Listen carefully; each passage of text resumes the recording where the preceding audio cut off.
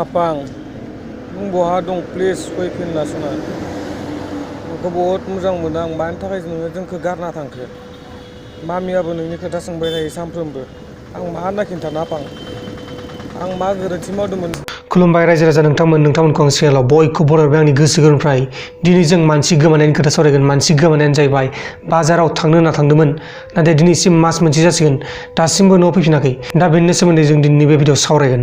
जायबा मानसिया गोमादों बे मानसिनि मुङानो जाहैबाय सरस्वती नार्जारी आरो बिसोरनि डिस्ट्रिक्टआ जाहैबाय बाक्सा डिस्ट्रिक्ट, गामिया जाहैबाय उत्तर गलबेरा, पस्ट अफिसआ जाहैबाय तामुलपुर। लोगोसे जायबा फिसाया हिन्जाव गोमाजादों बे फिसानि मुङानो जाहैबाय हिरक नार्जारी।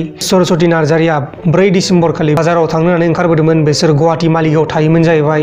जायबा हिरक नार्जारी बे गुवाहाटीयाव माने टेक्सि सलायो जाहैबाय आरो बिसोरो रुमाव थायोमोन मालिगावआव।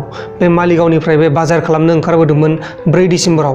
बे बाजार खालामनाया दिनैसिम बे गावनि न'सिम फैफिनाखै।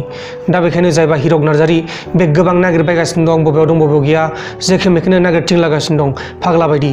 हिरक नार्जारी आरो जायबा सरस्वती नार्जारी बिसोर सानैनि गेजेराव सासे फिसाजो दं।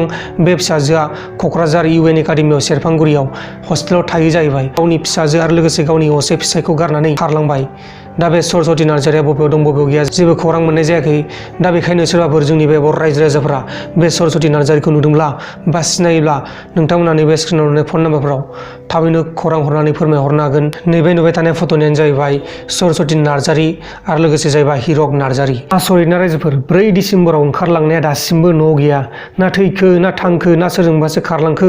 बे सरस्वती नार्जारीनि अरिजिनेल न'आ जाहैबाय क'क्राझारनिफ्राय बे तामुलपुराव हाबा जाफैदोंमोन बाक्सा डिस्ट्रिक्टआव। हिरक नार्जारीया गुवाहाटीयाव टेक्सि सलायो जाहैबाय। बे टेक्सि सलायनायावनो बिसोर रुमाव थादोंमोन जाहैबाय मालिगावआव।